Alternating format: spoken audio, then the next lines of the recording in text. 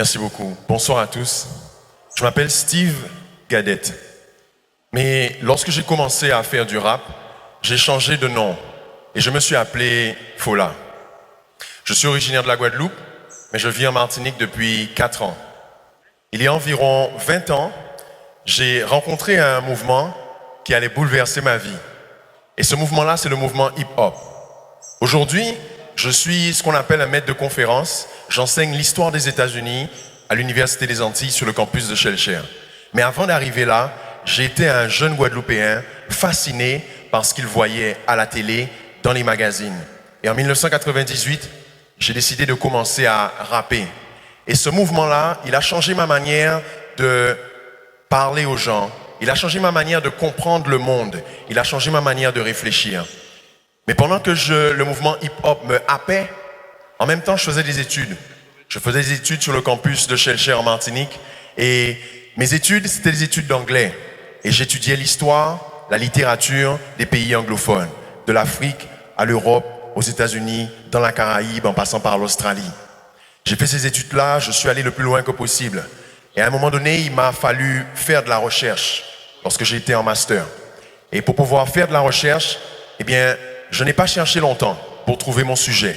Et j'ai trouvé la culture hip-hop. Je l'ai utilisée, je l'ai du moins analysée sur plusieurs angles.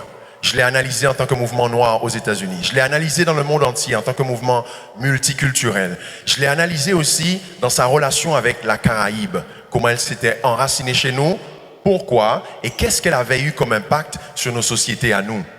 Ensuite, pour mon doctorat, j'ai analysé le rapport entre le mouvement hip-hop et le mouvement Rastafari. Parce que j'ai vu qu'il y avait des jeunes aux États-Unis, dans la Caraïbe, qui mélangeaient ces deux mouvements, ces deux phénomènes culturels très puissants et qui exprimaient leur créativité à partir de ces mouvements-là. Ensuite, j'ai commencé à travailler à la fac. Avant ça, j'ai fait autre chose.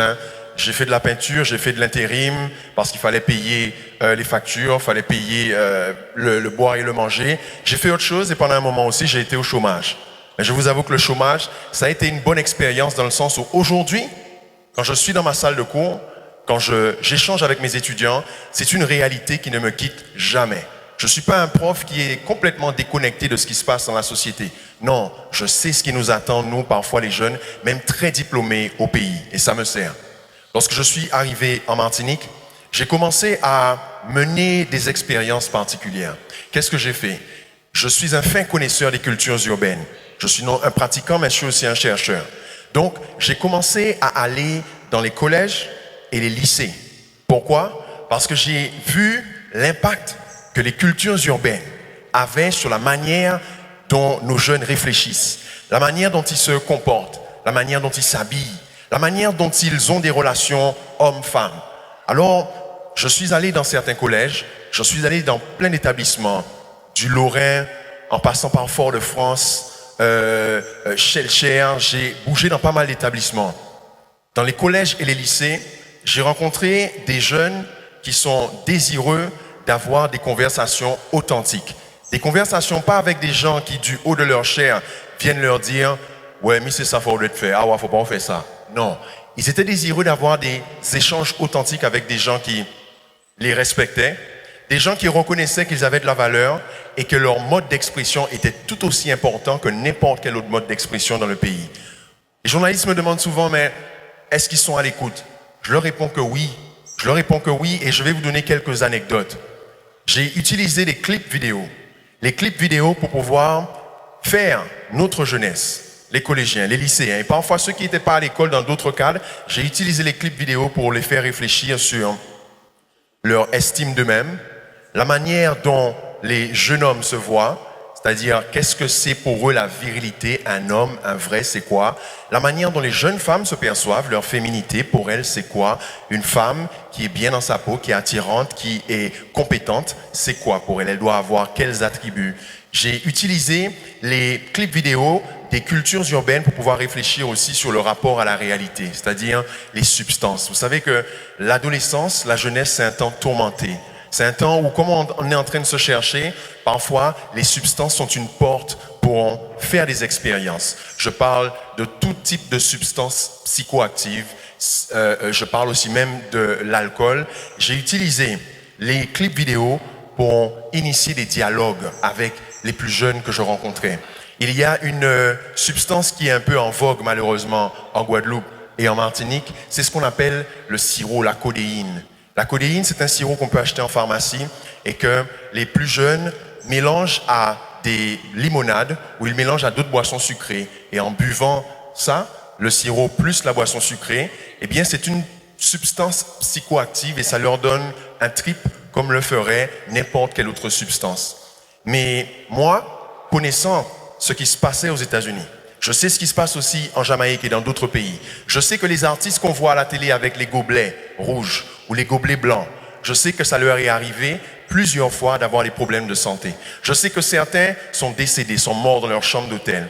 Je sais que certains aussi, ils n'ont pas eu de problème avec les substances parce qu'ils avaient assez d'argent pour aller dans des centres de réhabilitation, pour se faire nettoyer l'estomac, se faire remettre un peu en forme. Donc ça a eu un peu moins d'impact sur eux. Mais les plus jeunes dans notre pays ne savent pas forcément toujours ça.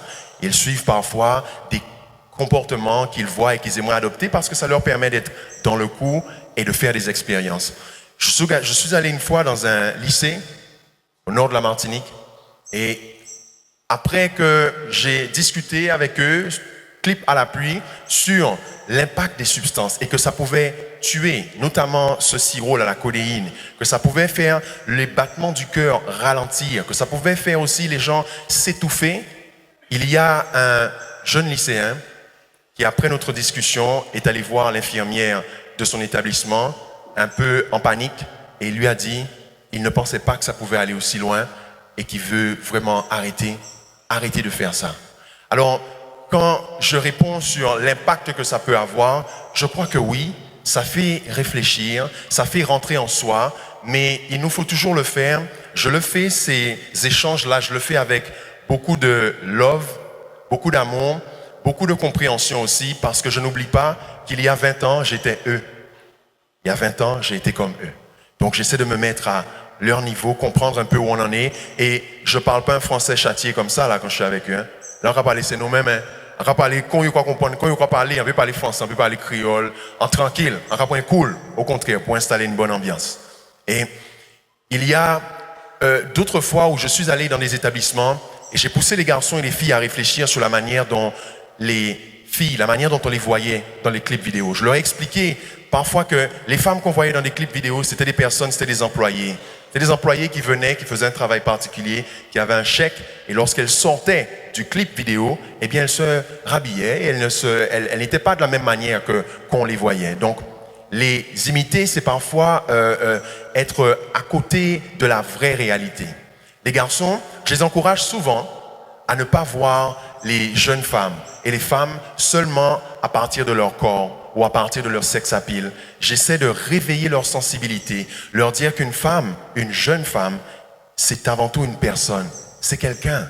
C'est pas un bout de corps, c'est pas une relation sexuelle ou c'est pas du sexe, c'est pas simplement ce qu'elle dégage, c'est une personne entière qui a ses particularités et qui mérite d'être respectée, d'être analysée, d'être regardée à partir de toutes ces composantes-là. Et ces graines-là, je crois vraiment qu'elles portent du fruit.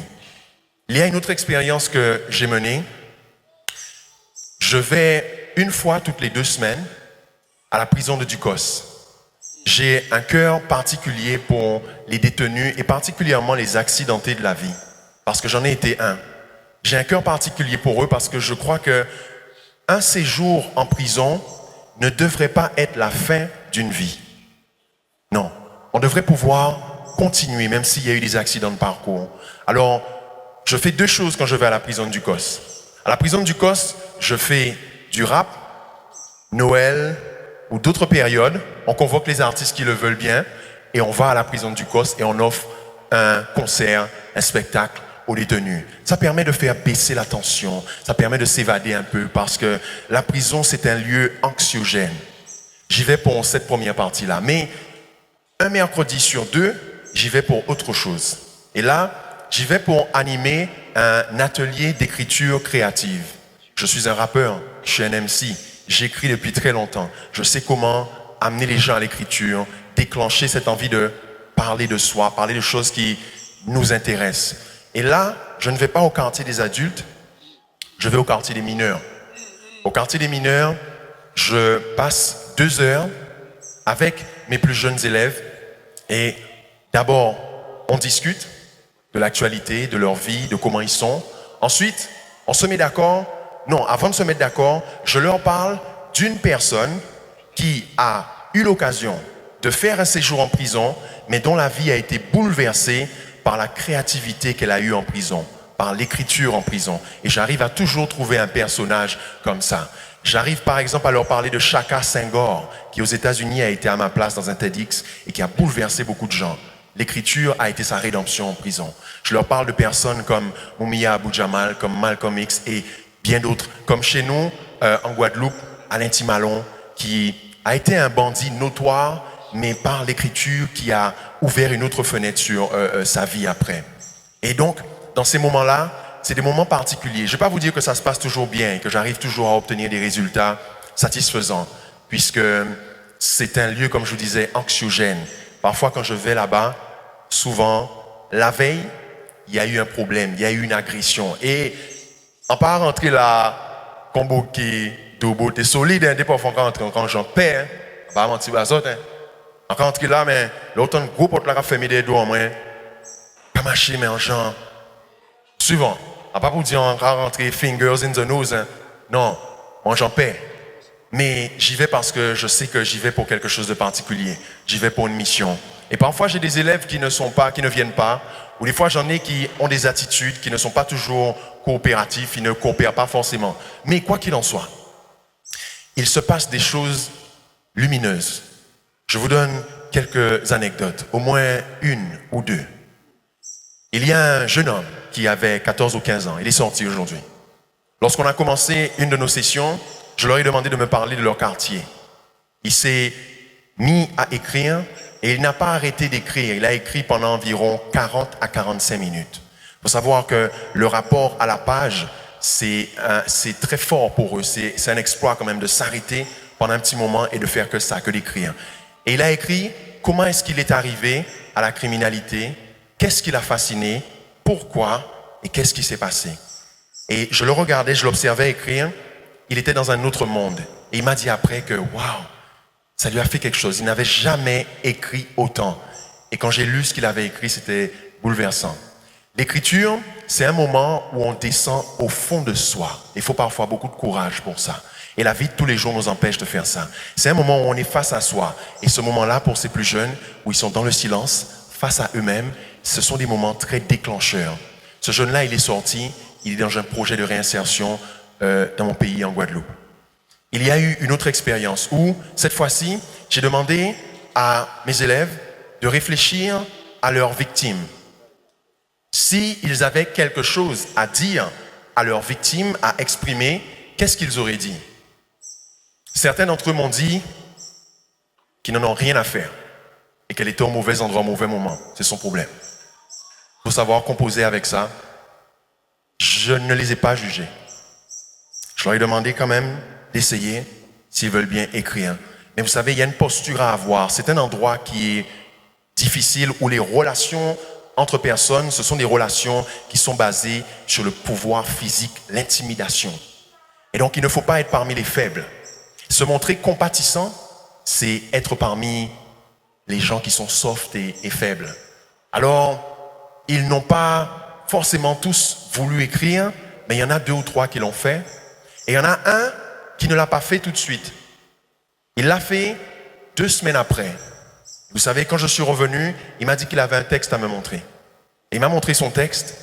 Et son texte disait, voilà, je ne pensais pas en fait, je pensais que ma victime rigolait. Je ne pensais pas que ce que j'avais fait lui avait fait autant de mal. Et j'ai compris petit à petit en fait que oui, ce que je lui avais fait du mal. Et je veux pouvoir faire autrement. Je raccourcis un peu, hein, je lui fais une injustice parce que c'est pas ce qu'il a dit vraiment. Je raccourcis un peu.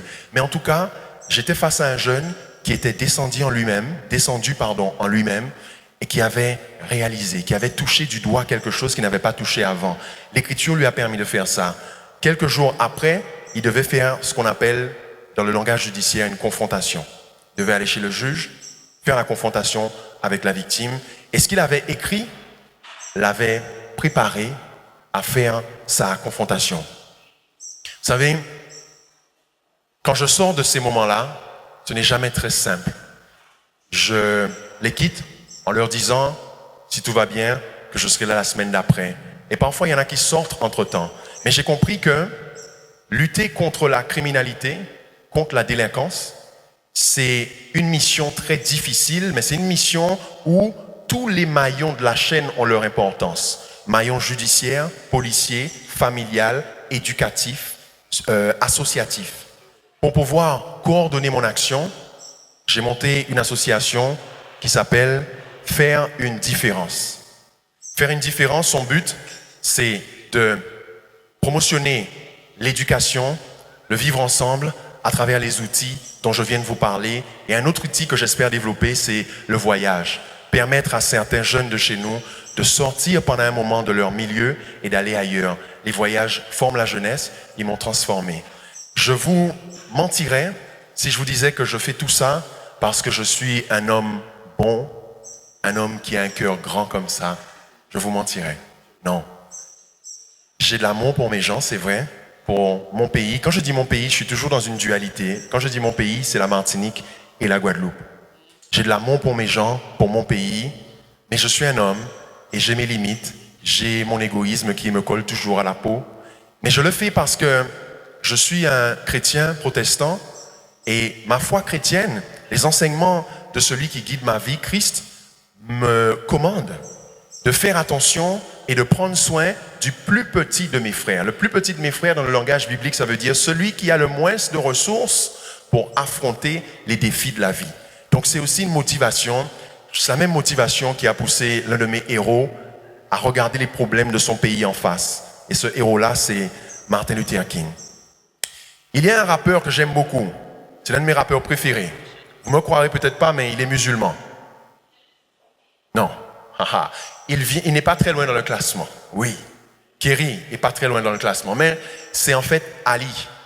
Il s'appelle Ali. C'est une moitié d'un groupe qui n'existe plus. C'est une moitié d'un groupe qu'il formait avec Booba, que vous connaissez. Et ce groupe s'appelait Lunatic. Et Ali, il a continué sa carrière musicale. Et il a une chose qu'il dit, je suis d'accord avec lui. Il dit, le dialogue, c'est le respect de tout un chacun. Et ma grande idée, pour nos petites îles, c'est que nous devons partir des domaines qui influencent, qui intéressent, qui impactent notre jeunesse de plein fouet pour pouvoir transmettre des valeurs éducatives, transmettre de l'éducation, transmettre des connaissances, des comportements, et pas le contraire. Pas partir de notre système à nous, leur demander de rentrer dedans. On peut faire du moins trouver un équilibre entre les deux. Le système qui est en place, mais aussi aller vers le tourbillon dans lequel ils sont aujourd'hui. Et j'ai vraiment foi, j'ai confiance dans le fait que ça va porter du fruit. Si vous voulez bien, j'aimerais bien partager un texte de rap avec vous. Ça vous dit? Le texte s'appelle « Au pays d'Aimé Césaire ». Il va sortir sur mon prochain album. Il y a un groupe de rap que j'aime beaucoup qui s'appelle Dead Prez. Ce sont des gens qui sont un peu comme moi. Ce sont des activistes, des militants, mais aussi des rappeurs. Alors le refrain dit, conscient comme Dead Prez, jamais aux extrêmes. Au mic j'excelle sans faire d'excès de zèle. Yeah. Au pays d'Aimé Césaire, notre poésie illumine la réalité amère. Yeah. Conscient comme Dead Prez, jamais aux extrêmes. Au mic j'excelle sans faire d'excès de zèle. Yeah. Au pays d'Aimé Césaire, notre poésie illumine la réalité amère. Yeah. Yeah. Les mots sont des armes, mais tu tires pour rien. Ma poésie résiste comme celle de Guy Tyrolien. À ceux qui veulent voir mon peuple les genoux à terre, je noircis mes feuilles comme André à l'équerre. Pas besoin de magnum, on a les armes miraculeuses. Fatigués de danser dans le carnaval des autres. Non au bétonnage de nos terres agricoles. Parce qu'un peuple qui produit rien, c'est un peuple sans fierté. Produisons d'abord pour couvrir nos besoins. Et les produits venus d'ailleurs moins chers, on les taxe. Ils veulent remplacer nos produits par des sachets. Nos enfants sont visés en premier, faut que vous le sachiez. Dans leurs jouets, leurs loisirs et leurs goûters, ils nourrissent une mentalité de client. Ils ne veulent pas de jeunes personnes indépendantes, mais mes sons sont des petits cailloux dans leurs souliers, yo. Conscients comme Dead Press, jamais aux extrêmes. Au mic j'excelle, sans faire d'excès de zèle. Yeah. Au pays des Césaires, notre poésie illumine la réalité amère, yo. Hey. Je ne suis pas un homme noir en colère.